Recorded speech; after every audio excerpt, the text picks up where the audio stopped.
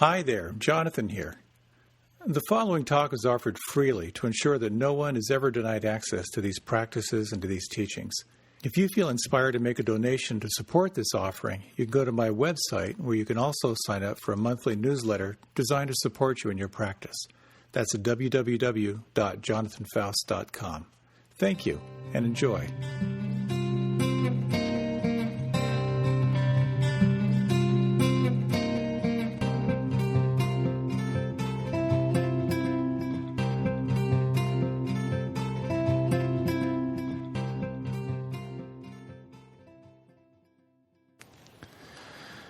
I ran across this story from Spain. And there's a Spanish story of a father and son who had become estranged. The son ran away, and the father set off to find him. He searched for months to no avail. And finally, in a last desperate effort to find him, the father put an ad in a Madrid newspaper. The ad read, "Dear Paco, meet me in front of this newspaper office on noon on Saturday. All is forgiven. I love you, your father." On Saturday, 800 guys named Paco showed up looking for forgiveness from their father. There's something sweet and something really sad about that story. It points to how we're all looking to be forgiven, and we're all looking for love. In these practices, in this awareness training that we engage into, one of the elements that you are developing is you're developing your awareness, you're developing your attention, your capacity to pay attention on purpose, your capacity to observe without judgment, your capacity to allow and to simply rest in presence. But you're also training your capacity of the heart, to purify the heart. And there are a set of exquisite teachings about how to cultivate and heal the heart. We'd like to talk a little bit about that, in particular to talk about forgiveness and the practice of letting go. It's been said that forgiveness is giving up hope for a better past. And there are some elements I'd like to touch on with the time that we have here. The first is what happens if you don't forgive and you don't let go? And a way to explore how to motivate yourself to change when you find hard to find that motivation. The third element I'd like to touch on is the technology for letting go, the technology for forgiveness. There's some really beautiful steps that can be very helpful. And then finally, what does it mean to take on forgiveness as a practice? How can you actually take this into the world? So a little bit about what happens when you don't let go, when you don't forgive. I was thinking about this, and I remembered many, many years ago, it was a retreat. It was a very intensive kind of personal growth retreat, and there was one woman on this retreat who was really vocal. She kept interrupting the speaker and wanting to clarify or ask questions, and she was constantly referring to her husband and her marriage and the difficulty they went through in their divorce. And she would just interrupt and say, "Well, what makes me so angry about my husband?" And then they'd kind of deal with that. And a little bit later, she'd be like, "Well, my husband was always so mean to me. And after about a day of this, I really understood why she was divorced. I mean, it was pretty clear to me." But then again, she'd interrupt like, "He would never listen to me." And then later, "Well, I said to him one day." And finally, the instructor, who was clearly pushed to the edge, said, "How long ago was your divorce?" And she said, 37 years ago. I'm not making that up. Could you imagine what it was like for her to carry that to carry that wound for 37 years.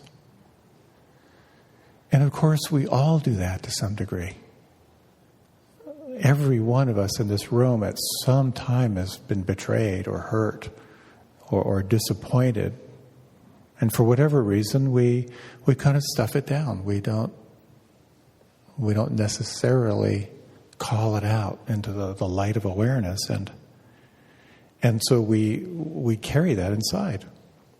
If you grew up in an environment where you're constantly criticized and you don't heal that will impact you. Those causes and conditions will affect how you engage in life. Either you might be a perfectionist and internalize that judgment. You might never really engage into your life fully out of fear of being criticized. You might be hypercritical of those around you, just kind of out of the habit that comes. If your heart gets wounded in a relationship and you don't fully heal it, you'll never quite trust again. You might not take risks. You might find yourself controlling in relationships out of that unprocessed wound. So we're all run by these unseen forces. And Buddhist psychology talks of the 8 worldly winds. We have a fear of pain, and so we seek pleasure. We have a fear of failure, so we seek to win. We have a fear of judgment, so we look for praise. We have a fear of shame, so we look for some form of fame. Mark Twain famously said that if a cat sits on a hot stove, it'll never sit on a hot stove again, but it won't sit on a cold one either. And the bad news is that your unresolved wounds keep you from feeling fully alive. And the good news is you can heal. You can cultivate compassion, you can cultivate wisdom, and you can grow beyond your wounds. In fact, your wounds become your gift. They open your capacity for compassion and empathy. I have to say the people who I find most interesting are the ones who have struggled. There's something about the compassion they have, the empathy, the humility they have that I find very juicy and very compelling. But of course, who wants to deal with that stuff? Who wants to turn back and look at what's wounded? It's not fun. Sometimes I'm asked about meditation, particularly on like an intensive retreat, where people say, when I'm on a retreat or when I'm meditating, should I look for something to work on? And I usually say, no, don't worry, it'll find you. Enjoy the spaces in between,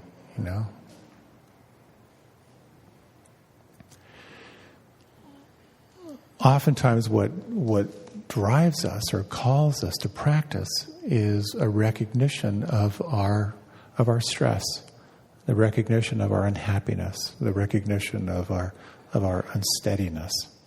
And there's a sense that there's got to be another way. And so often I encounter people who either they're aware that there's something holding them back from feeling fully alive. But quite often I encounter people who are very, very successful and they realize, I've always told myself when I'm making this much money, then I'll be happy. Well, I'm making this much money and I'm not happy. So there's something that calls us to look closer at this life. And yet we resist change. We're just sort of built in. So then the question becomes, well, how do you motivate yourself to change? I heard this story of a woman who kind of declared to a counselor that she really wanted to stop smoking, but she couldn't motivate herself to quit. It was just too hard. And if you've ever been addicted to nicotine, it's really, really tough. She felt totally stuck, and her counselor said, give me half a day. Come and join me for half a day. And guess where they went? They went to a cancer ward. And she saw people with tracheotomies. She talked to people who said they felt invincible in life and then they got lung cancer. She talked with a doctor about the statistics and what happens when you cultivate a habit like that. But they didn't stop there.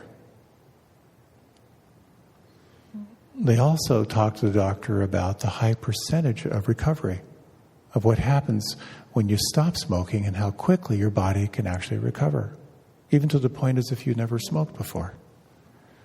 They went to a dance studio and they saw people jumping around, having a really good time. The counselor set up the opportunity for her to talk to people who had quit smoking and felt really, really great. And then they set up a goal that the money that she would spend on cigarettes, in 6 months, she could take that money and give herself a treat. So the approach here is pretty simple. Associate massive pain to not changing and massive pleasure to making the change. It's a basic strategy in neuro-linguistic programming. But it really works. If you think about a habit, think of something that you'd like to change, and you really reflect on what is the outcome of not changing, and really examine that, it can be very helpful. And then to reflect on if you made that change, what are the possibilities that might open up? So there's something about, willfully associating pain to not changing and pleasure to changing. It's a little bit manipulative, but in essence, though, there's some very deep dharma in here, where, again, through Buddhist psychology, where the Buddha said how important it is to reflect on karma. And karma is nothing more than cause and effect. Look at what you're doing now, and then evaluate what will be the outcome of this. There are consequences in not letting go, and there are possibilities in letting go.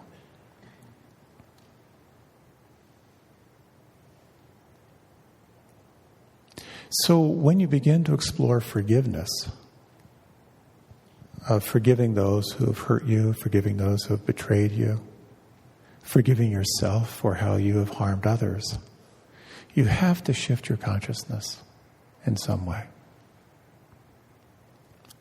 I've tried to train myself now that when I find myself judging other people, I ask myself, how do I do that? Or how have I done that? I think I shared with you when I moved down to D.C., Tara's son was 19, was just before going to college, and I tried to connect with him, but he was very absorbed with video games, and it was hard to connect. I was really frustrated, and he just seemed so absorbed, so self-absorbed. And I called my best friend, who had two 19-year-old boys, and I said, I can't connect, he's just so self-absorbed. And my friend said, he paused and he said, I knew you when you were 19. You were kind of a jerk. And I said, thank you. That's all I need. So whenever I would get frustrated, I would train myself. So how was I at that age? And when we really apply that to ourselves, when we find ourselves judging others, to reflect, how have I done that? Or how have I done something similar to that? It can be a very, very helpful way to begin to shift our awareness.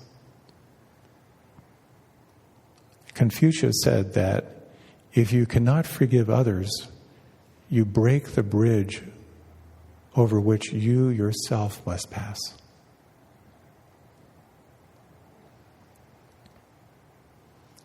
So, forgiveness is tough.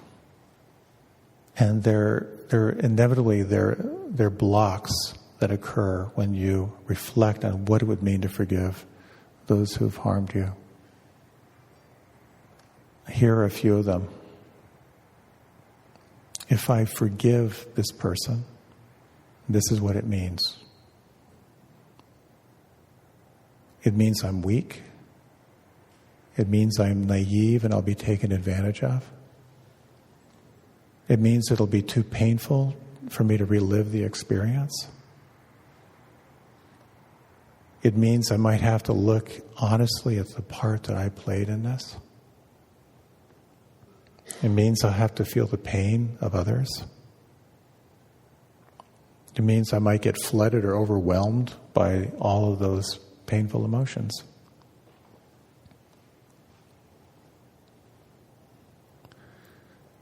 And it's an interesting thing to look at the science of forgiveness,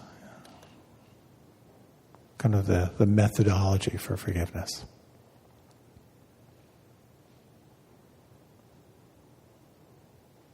It's kind of a messy process. And there are a few things about forgiveness. First of all, forgiveness is not a quick fix.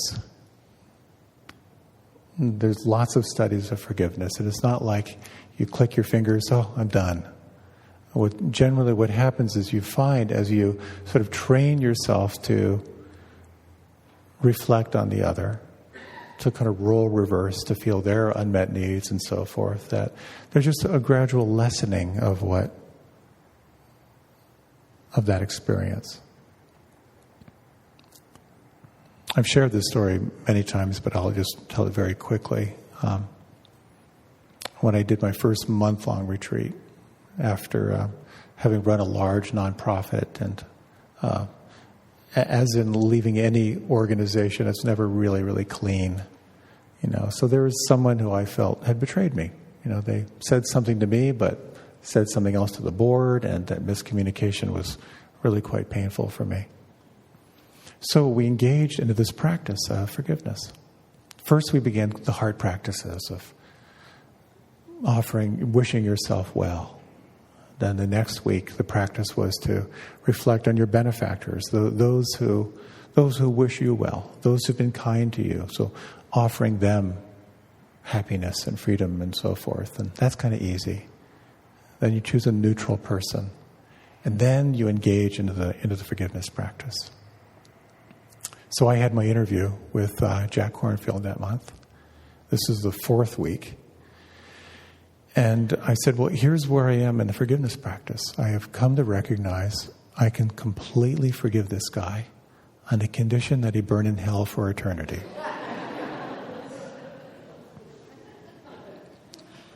Which I thought was progress. And it was.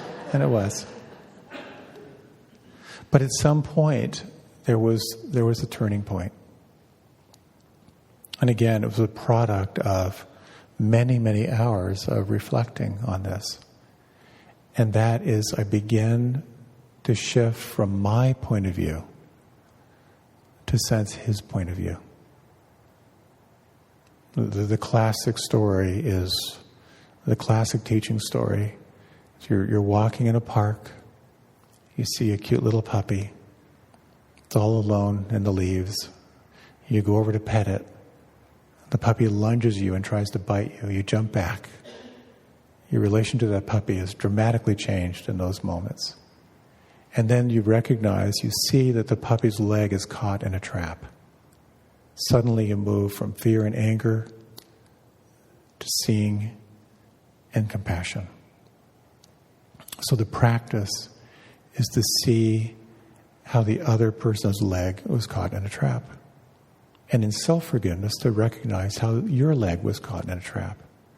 And out of that painful experience, that there is some act of self-preservation that is dramatically unskillful. So I was able to see, in just one of those little insights, he was terrified. He was terrified of losing his job and all that meant to him. And he threw me under the bus. But just seeing that, being able to do the role reversal, began to create a shift. And it began to open up a new space inside that I hadn't felt before. There are some amazing stories of forgiveness. One story I ran across, this is just a few years ago, of a woman in Pennsylvania who was driving to work and just saw like this silver flash. And suddenly she came to, and the rescue crew took about 3 hours to extract her from her car.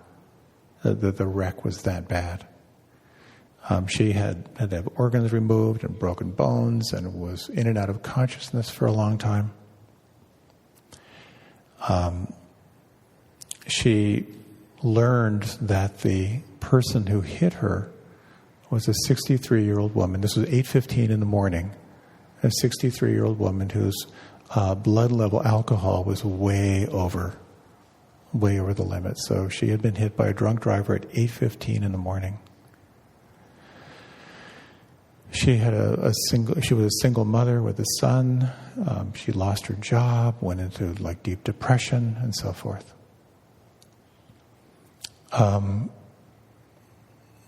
She had to go to court to testify, and she saw this woman, this 63-year-old, I guess it was 64-year-old woman at that time, and saw how terrified she was and how remorseful she was.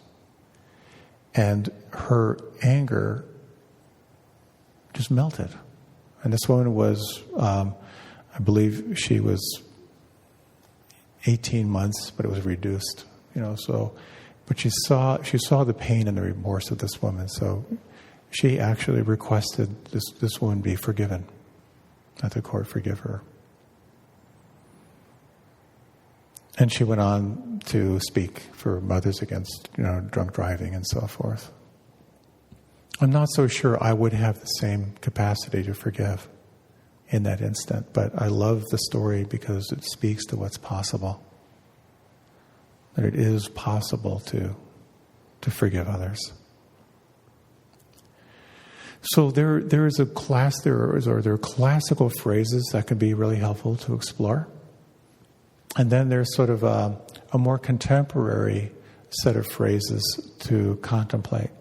I'd like to tell you about the classical phrase and kind of what's behind kind of the science of that. And then I'll lead a little reflection for you to explore how this might work for you. So the classical phrase that you reflect on, when you have in mind someone that you would like to explore forgiving, is first you ask forgiveness for yourself, which seems completely counterintuitive. When I first ran across this, I thought, I didn't do anything. It was them. But it's a very interesting, subtle point here, that we do harm unto others on 3 levels, from the gross to the subtle. We harm others through our actions. We harm others through our speech. And we harm others through our thoughts. And when I reflected on that, absolutely I had created harm through my speech and through my thoughts. Through speaking about this other person, bad-mouthing them, telling my story, and all the feelings of ill will that I harbored toward this other person. So you begin by asking forgiveness for yourself. And it requires a really honest reflection on how you may have created harm to the other. So the classical phrase is, please forgive me for any harm I may have caused you, consciously or unconsciously, through my thoughts, my speech, or my actions. Now that little phrase in there, consciously or unconsciously, is a really interesting one. When I explored these phrases for the first time many, many years ago, in relationship with someone who I felt it really harmed me, sometimes we create harm consciously. We want someone to feel pain, and so we will act in that way.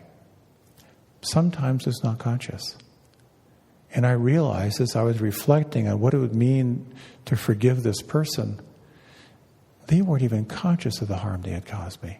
They were ignorant and unskillful, but they weren't conscious of it. And that was a powerful recognition. So then you contemplate the second phrase, I forgive you. I forgive you for any harm you may have caused me, consciously or unconsciously, through your thoughts, through your speech, and through your actions. Now, there are a few things about the practice that are very interesting. One is that forgiveness, it takes a while. It's a practice. Sometimes when you start to explore forgiveness, it'll bring up everything that is not forgiving. So it's a cathartic practice, a sort of recognition that, it just may feel worse before it feels better.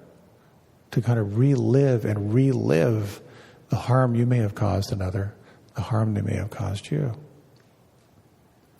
The very important thing to remember in here is that forgiveness does not mean that you condone or will ever allow that activity to happen again.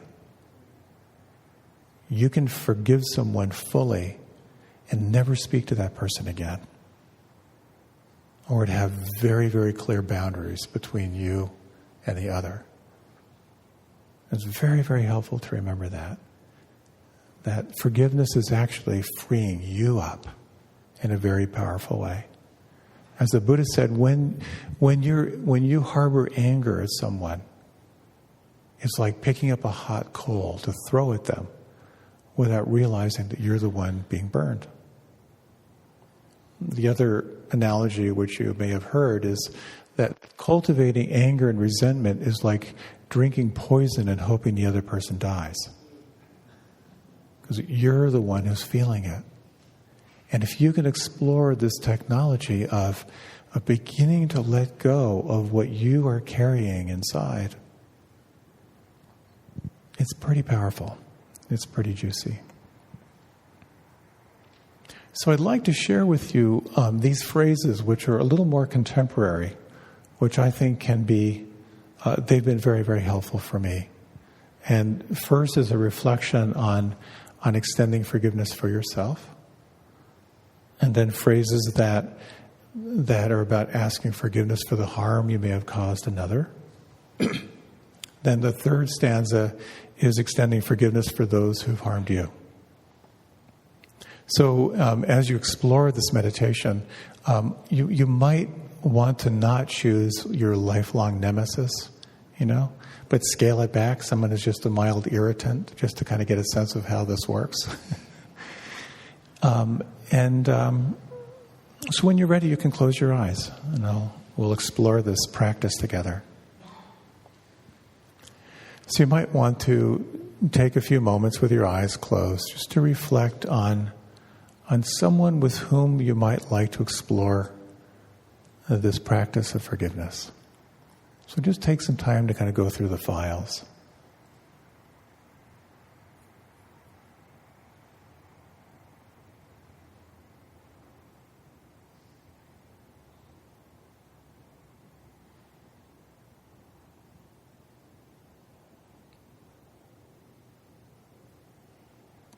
And you might now begin to settle on someone you'd like to experiment with. And it can be helpful to make this real. If you tend to process information visually, just can you create a representative image of this person? Maybe a still image or a moving image. If you turn up the colors of the contrast, it might heighten it a little bit for you.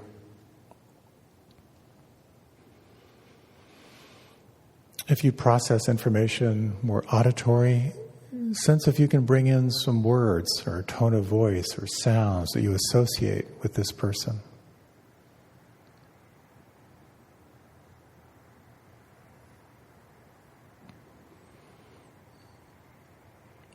And it can be helpful to explore the kinesthetic. When you think about this situation, What does it feel like on the inside? Can you locate that?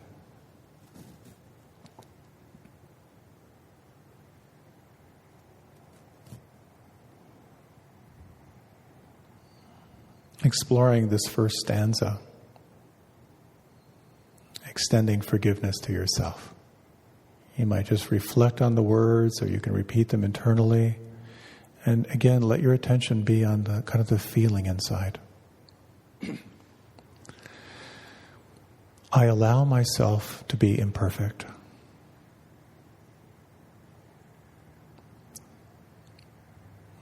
I allow myself to make mistakes.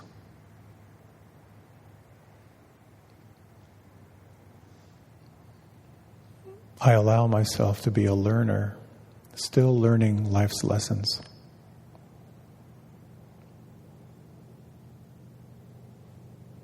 I forgive myself.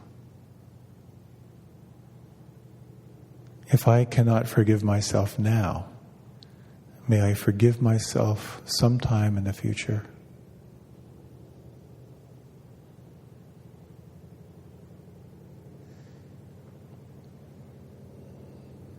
And exploring the following question. If you could forgive yourself, what would that feel like inside?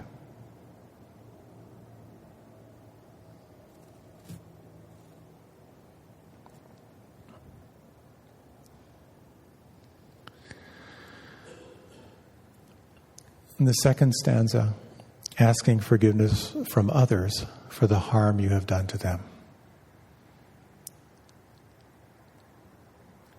Please allow me to be imperfect.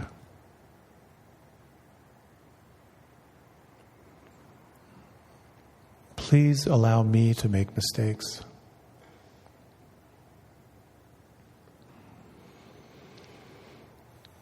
Please allow me to be a learner, still learning life's lessons.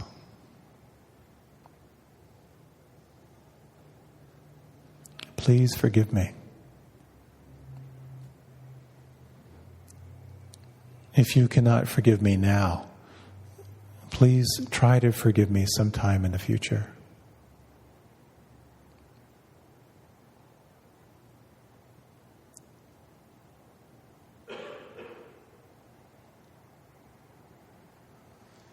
Exploring the following question.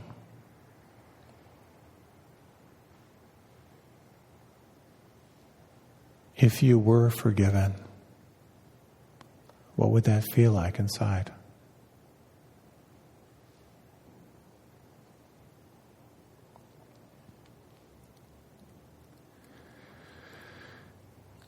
And the third and final stanza, extending forgiveness for those who have harmed you.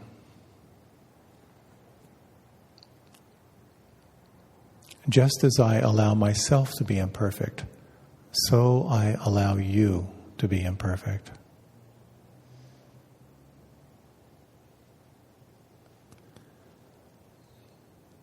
I allow you also to make mistakes.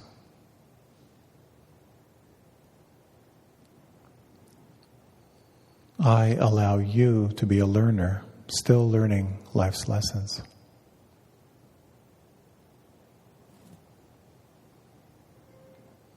I forgive you.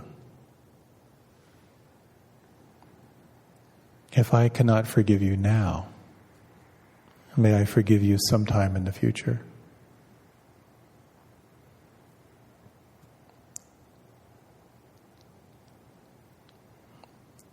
If you could forgive, what would that feel like inside?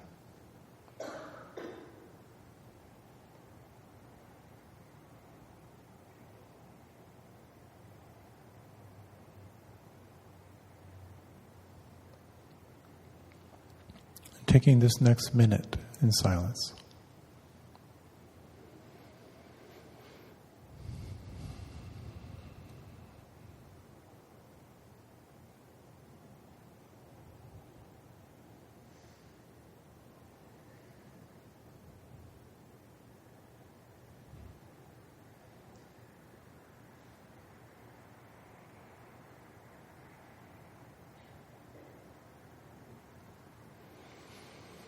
Just sensing anything that may have shifted for you in this reflection. And as you're ready, you can deepen your breath. And as you're ready, you can let your eyes open.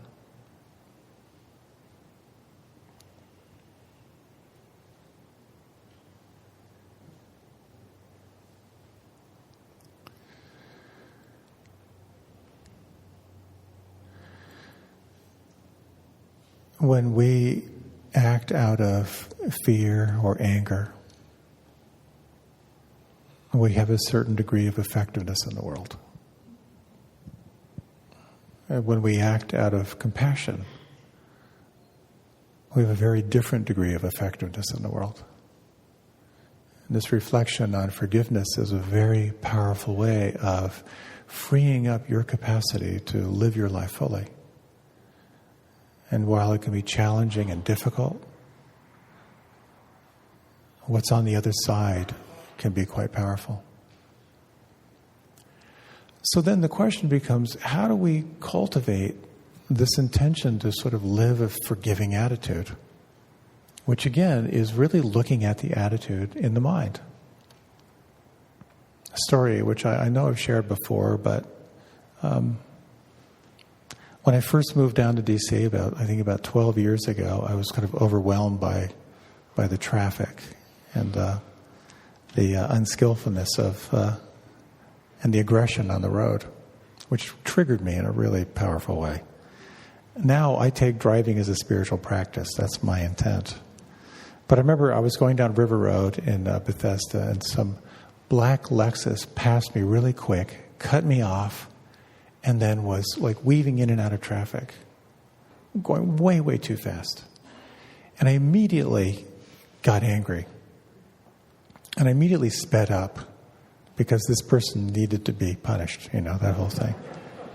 It just brought out my own road rage. And as I'm like driving to catch up with this black Lexus, suddenly it occurred to me, what are you doing? And I thought, and I could just see like just my own like vengeance and my own rage and all of that. And I thought, wait a minute, what if this person is late to school and their son is sick? What if this person has some medical emergency that they've got to get to? And then I could just feel my attitude like dramatically shift, like kind of backed off, like, what if they're late picking up their daughter at school and they're really freaked out because their daughter has a whole anxiety thing? I started making up all these stories, and I could kind of feel my entire attitude shifted. And then the way the traffic worked, with this, the stoplights and so forth, I actually ended up catching up to the black Lexus. And I was in the left-hand lane, and this person was in the right-hand lane. And I looked over, and it actually turned out that she really was a narcissistic jerk. Is this young girl just chatting on the phone, completely oblivious? It was a really helpful practice. And as someone pointed out, most of the time when someone's driving like a jerk, they really are a jerk, But there's something about cultivating that attitude of the self-recognition that when you're triggered, to move to a place of compassion or kindness. And really that's what's possible in the practice. In this culture where we're so polarized, it's so easy to create what sometimes called the unreal other. We just create enemies in our mind. There's a great little story from Rabbi David Nelson. He tells the story of two brothers who went to their rabbi to settle a long-standing feud. The rabbi got the two to reconcile their differences and shake hands. As they were about to leave, he asked one to make a wish for the other in honor of the Jewish New Year. The first brother turned to the other and said, "I wish you what you would wish me." At that, the second brother threw up his hands and said, "See, he's starting it up again." We are so thrown to see others as the enemy. And where we can really free ourselves is to reflect that when others are unskillful,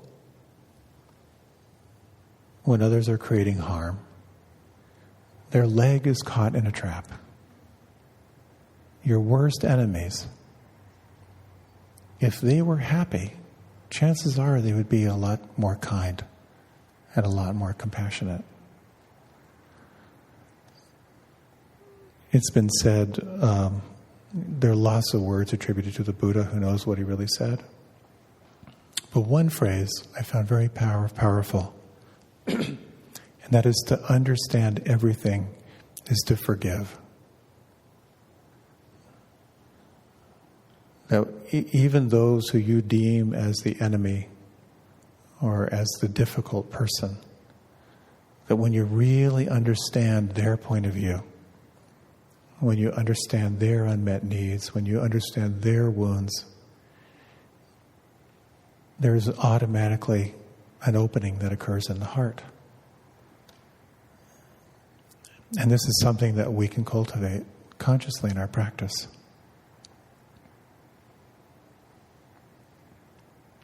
So why don't we close with a short yet brief meditation.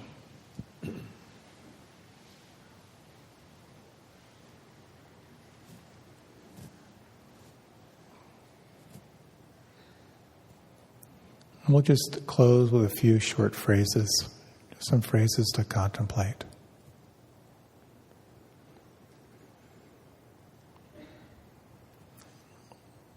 If I have harmed anyone in any way, knowingly or through my own confusion, I ask their forgiveness.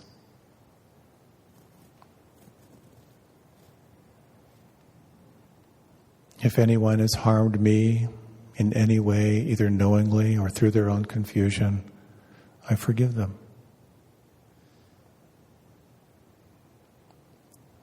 If there is a situation I am not ready to forgive, I forgive myself for that. For all the ways I harm myself, negate, doubt, belittle myself, judge, or be unkind to myself through my own confusion, I forgive myself.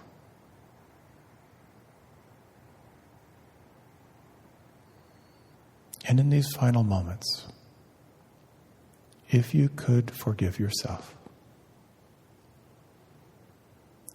if you were forgiven, and if you could forgive, what would that feel like inside? What would that be like?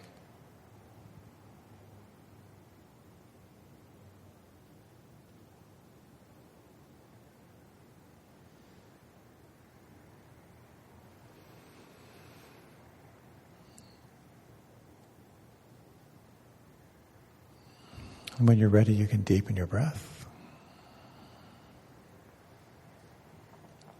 When you're ready, you can let your eyes open.